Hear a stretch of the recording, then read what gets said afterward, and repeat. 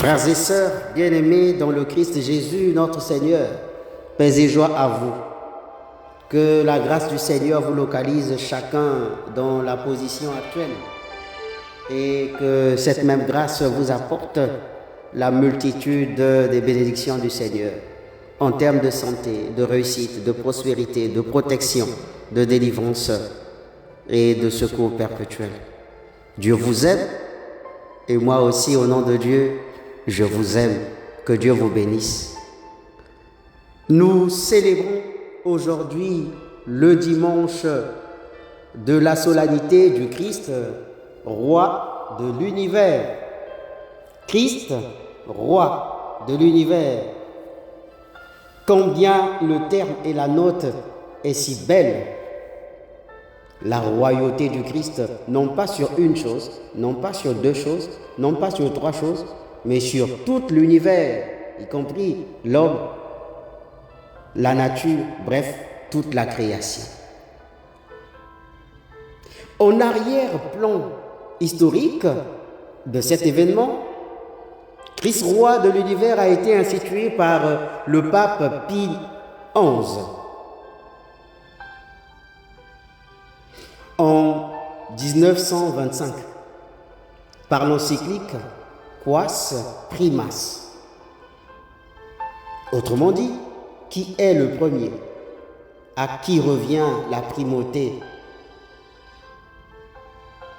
Qui est le principe ou quel est le principe du commencement, la primauté de tout? Cette fête a été créée dans un contexte de montée de l'athéisme et du laïcisme. Aussi confortée par la montée des idéologies totalitaires, comme le fascisme, le communisme, le marxisme en général. Le pape Pie XI voulait rappeler aux fidèles que le Christ est le souverain de l'univers et que sa royauté transcende toutes les autorités terrestres. Initialement célébrée le dernier dimanche d'octobre, la fête a été déplacée en 1969 par le pape Paul VI au dernier dimanche de l'année liturgique, juste avant le début de l'Avent. Cette position dans le calendrier liturgique souligne la dimension eschatologique de la fête, c'est-à-dire la fin des temps et la venue du règne de Dieu, ou aussi, dedans, le retour glorieux de Dieu que les théologiens et les biblistes appellent la parousie.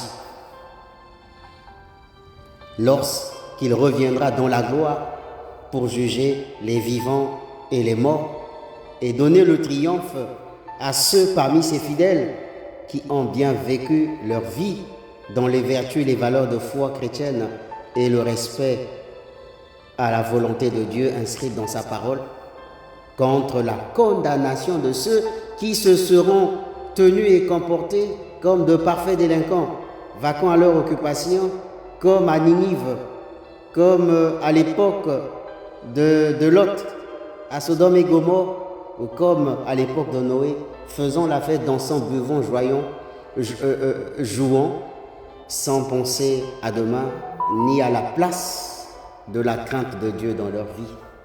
Condamnés, ils seront et jetés dans la géhenne où il y a pleurs et grincement de dents. Aujourd'hui, la solennité de Christ, roi de l'univers, invite les fidèles à reconnaître la souveraineté du Christ dans leur vie quotidienne et à se tourner vers lui comme le juge des vivants et des morts. Cette fête rappelle que le règne du Christ n'est pas de ce monde, mais qu'il est un règne de vérité, de justice, d'amour et de paix. Un règne qui n'est pas à concevoir à la manière de la régence humaine de la terre.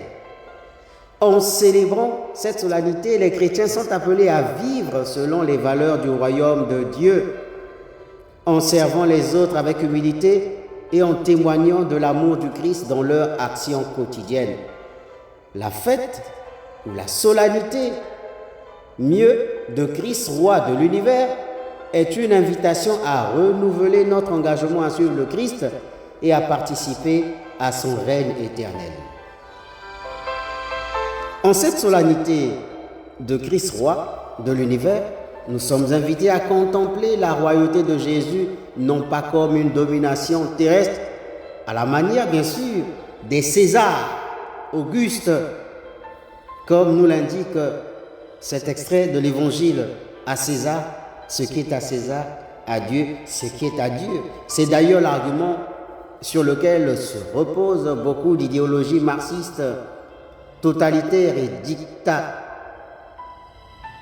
et dictateurs pour saper la souveraineté de Dieu en la justifiant par une certaine dissection, division, distinction entre les deux pouvoirs: spirituel, qui revient à Dieu, exprimé par l'Église, et temporel, qui est aux hommes, incarné par César. Tout en évaluant ou en surestimant la suprématie de César sur l'autorité divine qu'incarne l'Église et vécue par la foi. Christ, roi de l'univers, vient donc donner une nouvelle vision des choses, vient redéfinir le sens et la portée du pouvoir, qu'il n'y a pas deux pouvoirs, il n'y en a qu'un, qui est assumé par Christ, roi de l'univers, Jésus-Christ, et qu'il redistribue à chaque homme sur la terre, à chaque personne sur la terre, qui est supposé être son intendant, son auxiliaire,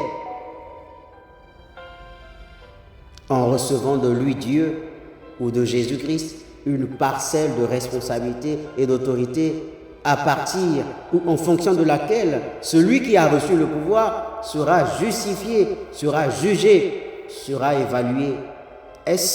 L'aurait-il bien utilisé pour le bien des autres, de Dieu et le salut de l'humanité, ou à mauvais escient pour la catastrophe et la condamnation du monde? La question demeure. Frères et sœurs, les textes de l'année liturgique B que nous venons d'écouter nous offrent une riche manière pour méditer sur cette dimension paradoxale de la royauté du Christ. Dans la première lecture, Daniel 7, versets 13 à 14, nous voyons une vision du Fils de l'homme venant avec les nuées du ciel, recevant domination, gloire et royauté. Cette image majestueuse contraste avec la manière dont Jésus exerce son règne. Il ne vient pas pour être servi, pour écraser, pour dominer, mais pour servir et donner sa vie en rançon pour la multitude. Confère Marc chapitre 10, verset 45. Le psaume 92 ou 93 dira encore: le Seigneur règne, vêtu de majesté. Mais cette majesté est celle de l'amour et de la miséricorde. Je dis bien de l'amour et de la miséricorde, lesquels ensemble donnent la charité, le service et l'espérance. Le psaume nous rappelle que la véritable puissance de Dieu réside dans la capacité à aimer sans condition, avec la caution du pardon et en servant les autres ou la cause des autres, tant que cela consiste à leur bien, à notre bien à nous et au bien de toute l'humanité. Voyons donc la seconde lecture tirée d'Apocalypse chapitre 1 versets 5 à 8 où Jésus nous est présenté comme le témoin fidèle, le premier-né d'entre les morts et le souverain des rois de la terre. Sa royauté est fondée sur son sacrifice et sa résurrection. Il nous aime et nous a délivrés de nos péchés par son sang. Cette royauté est une invitation à suivre son exemple d'humilité et de service, comme quoi celui qui a le pouvoir est condamné à servir ceux qui n'ont pas le pouvoir, même au prix de sa vie.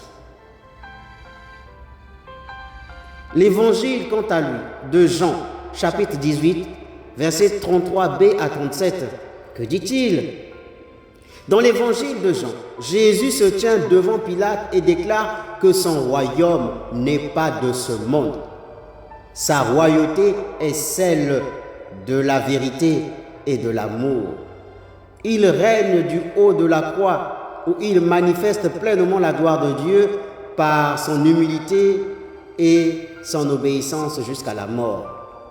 De cette fraction de l'évangile, nous comprenons donc que la vraie royauté est celle qui se définit par l'amour et le service.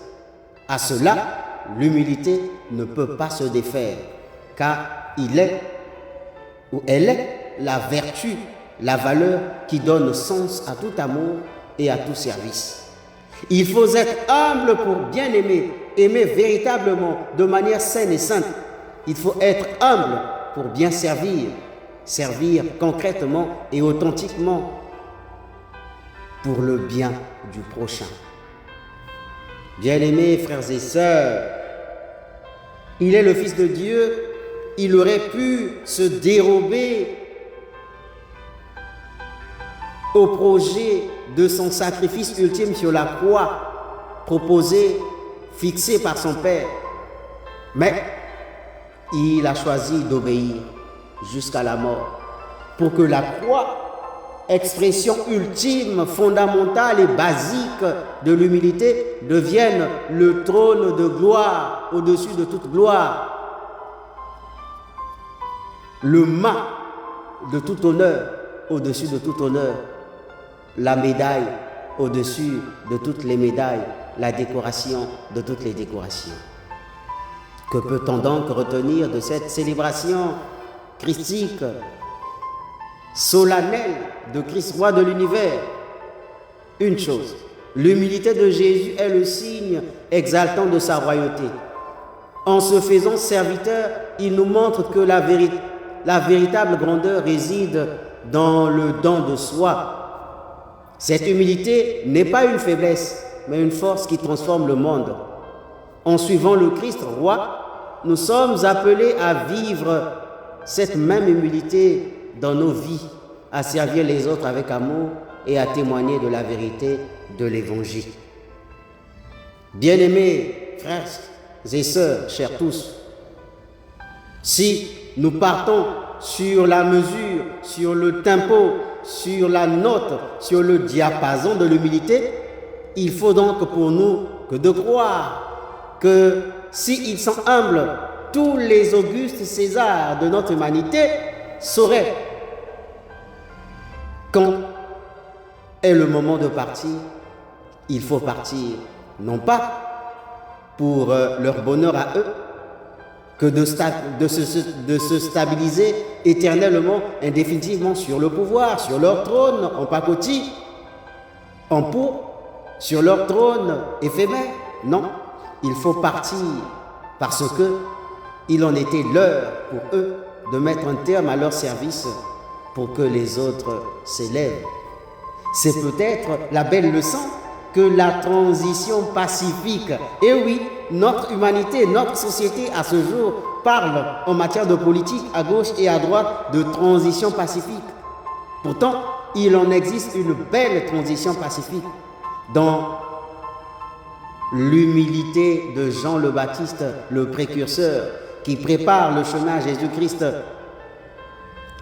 se disant à lui-même, il faut que je diminue pour que lui s'élève, grandisse. Oui, cette transition a permis à Christ de s'élever et de donner à l'humanité un avenir à Dieu à travers la belle aventure de la rédemption du monde. Frères et sœurs, bien-aimés, chers tous, Christ roi de l'univers, c'est la fête des humbles, c'est la fête des augustes humbles, c'est la fête des Césars obéissants, c'est la fête des hommes de paix, des princes de paix, des hommes de justice, des hommes d'amour. Que le Seigneur nous donne le courage et la force dans toutes nos régences, chefs de famille, pères de famille, mères de famille, DG, c'est-à-dire directeur général, ministre, président, gouverneur, curé, évêque, pape, de savoir s'abaisser pour faire la place aux autres, de savoir travailler à la croissance des autres. C'est d'ailleurs toute la belle note que nous traduit le terme autorité en partant de sa portée sémantique grecque, autoritas, c'est-à-dire celui qui fait émerger les autres, celui qui permet aux autres de grandir, celui qui permet aux autres de pousser, de mûrir, de s'enrichir, de se perfectionner. Autorité, à la manière de Christ, roi de l'univers, si nous le sommes, alors demandons au Seigneur de nous donner les astuces nécessaires pour faire croître et faire grandir les autres. Ainsi, nous serons dans l'exercice de nos charges, de nos responsabilités, de nos compétences d'époux, d'épouses, de chefs de famille, de pères de famille, d'évêques, de curés, comme ceux-là, qui font et œuvrent pour la promotion de la croissance des autres et non qui traînent dans l'injustice. L'injustice à spolier, à écraser, à exploiter, à terrifier, à détruire la vie de leurs subalternes, des plus petits, pour s'enrichir eux, pour grandir eux et devenir des tout-puissants, des intenables, des imprenables. Mais ils se trompent. Personne n'est éternel. Tout le monde a une fin, tout le monde a une limite. Et c'est la finalité et le but de notre humanité, de notre existence. Seigneur Jésus, roi de l'univers, apprends-nous à vivre dans ton exemple d'humilité et de service. Aide-nous à reconnaître ta royauté dans notre vie quotidienne et à témoigner de ton amour par nos actions. Que ta gloire se manifeste à travers notre humilité et notre dévouement au service des autres, de l'Église, de nos frères et sœurs. Je ne peux vous quitter sans vous offrir le maître mot. Je vous aime d'un amour vrai, sincère, un amour paisible, un amour saint et saint, un amour merveilleux, un amour qui fait grandir, un amour qui change, qui transforme, qui convertit, un amour qui sauve. Et que le Seigneur sanctifie toujours, chaque jour, entre nous, cet amour pour que nous demeurions fidèles à sa parole et ses témoins dans le monde. C'était Père Célo Prima depuis Sainte Bernadette de Marcory. À bientôt. Bon dimanche et bonne fête de Christ, roi de l'univers.